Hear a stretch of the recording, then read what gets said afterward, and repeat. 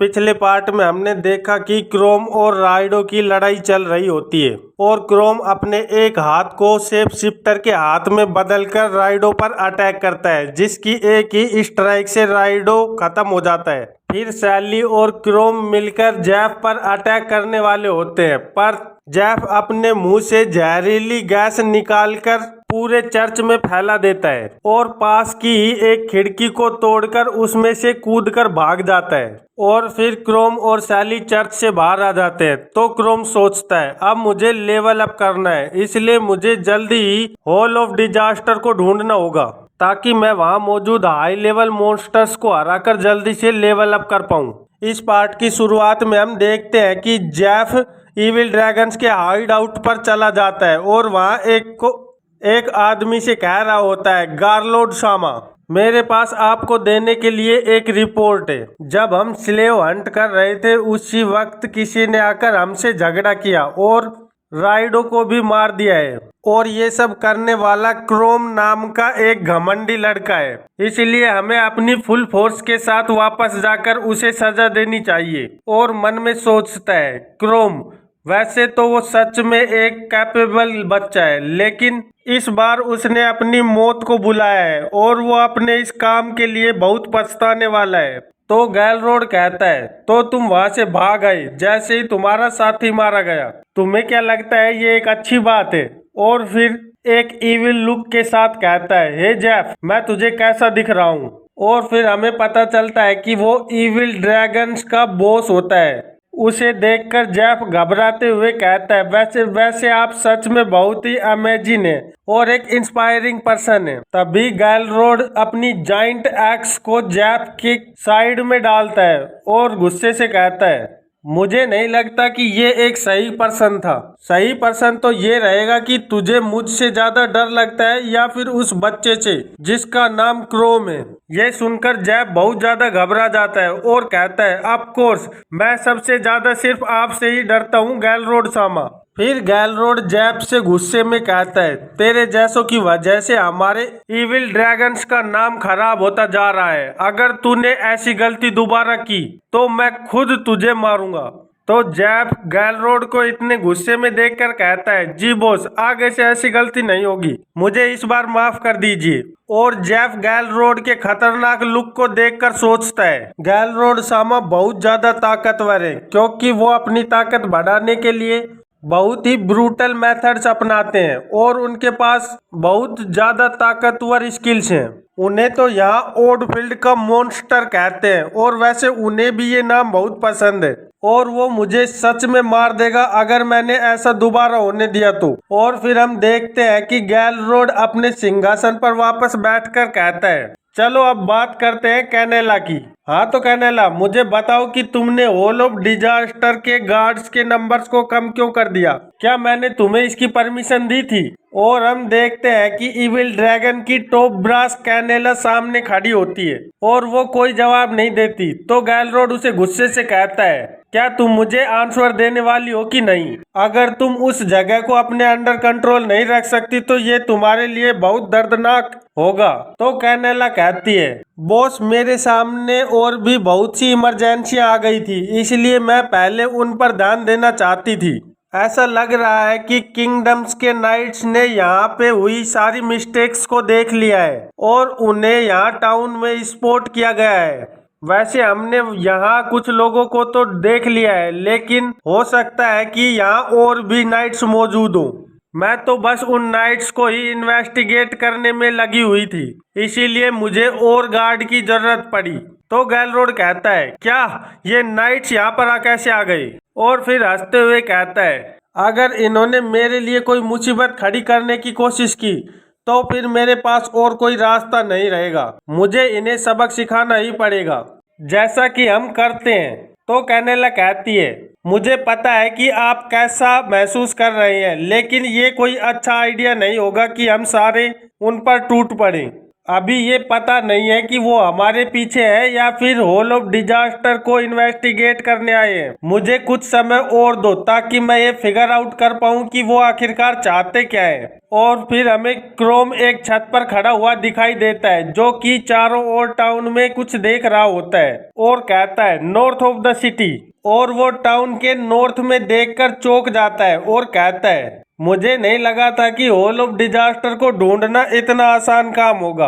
और हम देखते हैं कि टाउन के बाहर एक बहुत गहरा गड्ढा दिखाई देता है जो बहुत दूर से ही देखा जा सकता है। तो क्रोम कहता है तो ये है वो होल ऑफ डिजास्टर जिसकी वजह से ओल्डफील्ड इतना ज्यादा सफर कर रहा है। और फिर क्रोम मुस्कुराते हुए कहता है मैंने आधे दिन तक अपने कमरे में आराम कर लिया है, इसलिए मेरा माना और स्टेमिना दोनों ही फुल्ली रिकवर्ड हो गए हैं, इसलिए अब मैं वहां जाने के लिए तैयार हूँ। लेकिन तभी वो टाउन में कुछ देखकर चौंक जाता है। टाउन में कुछ लोग गलियों में घूम रहे होते हैं। तो वो कहता है आखिरकार ये लोग बाहर क्या कर रहे हैं, अभी तक तो सुबह भी नहीं हुई है।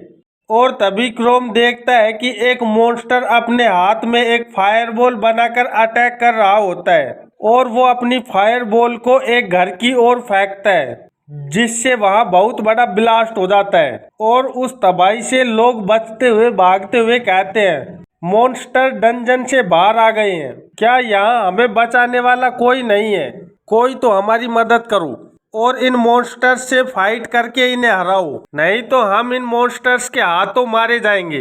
तो क्रोम स्पीड से वहां कूदते हुए कहता है क्या ये इविल ड्रैगन्स वाले लोग इन्हें नहीं बचाने वाले क्या। पर तभी हम देखते हैं कि एक चोगे में एक लड़की आकर कहती है मैं एक एडवेंचरर हूँ और जिसको कोई घाव नहीं लगा है और थोड़ी एनर्जी बची है वो बच्चों को सेफली एक जगह पर ले जाओ।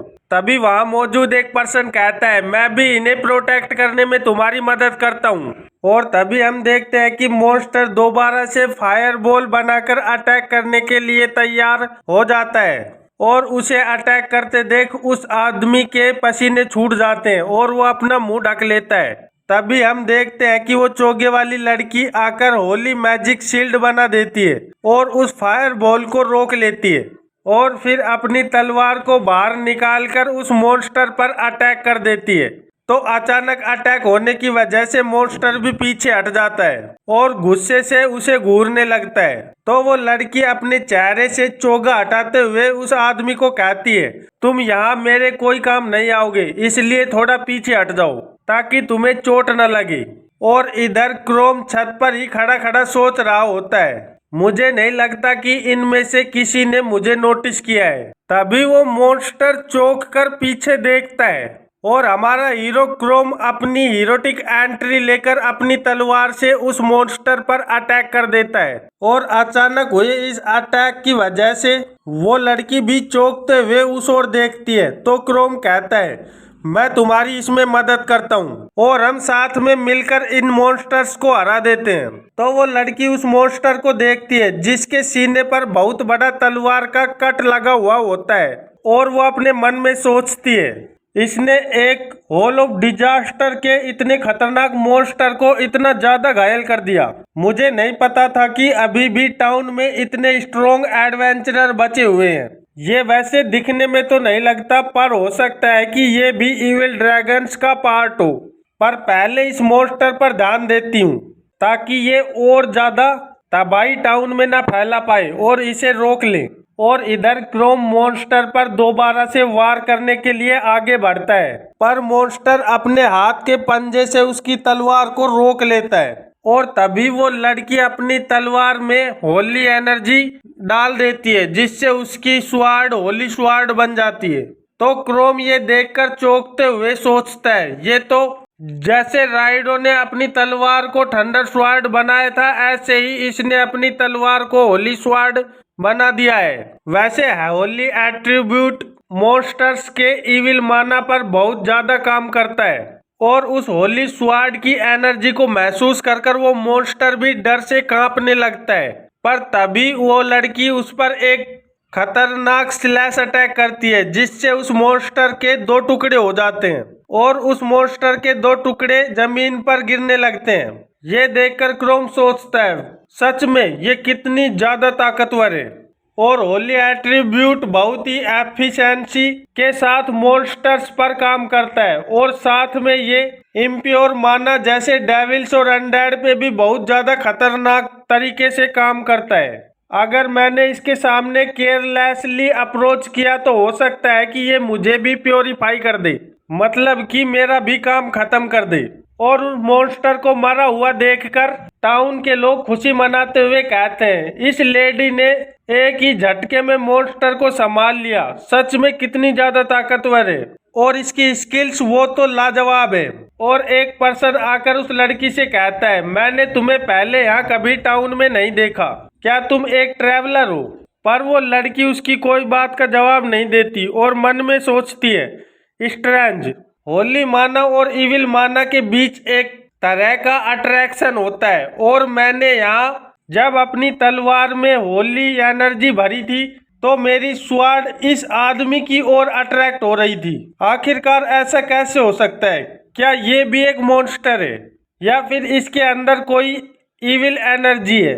और इधर क्रोम सोच रहा होता है चलो जो हुआ वो ठीक है, मैं तो इस बात से खुश हूँ कि यहाँ ज्यादा बड़ी तबाही नहीं हुई और सब कुछ आराम से निपट गया और ऐसा नहीं लगता कि किसी को ज्यादा चोटें आई हैं। और तभी वो लड़की अपनी तलवार को बाहर निकालते हुए मन में सोचती है चलो फिर इस चीज को टेस्ट करते हैं कि ये सच में मॉन्स्टर है या इंसान। और इसी के साथ इस पार्ट का अंत हो जाता है। तो फिर मिलते हैं एक नए पार्ट में, तब तक के लिए बाय बाय।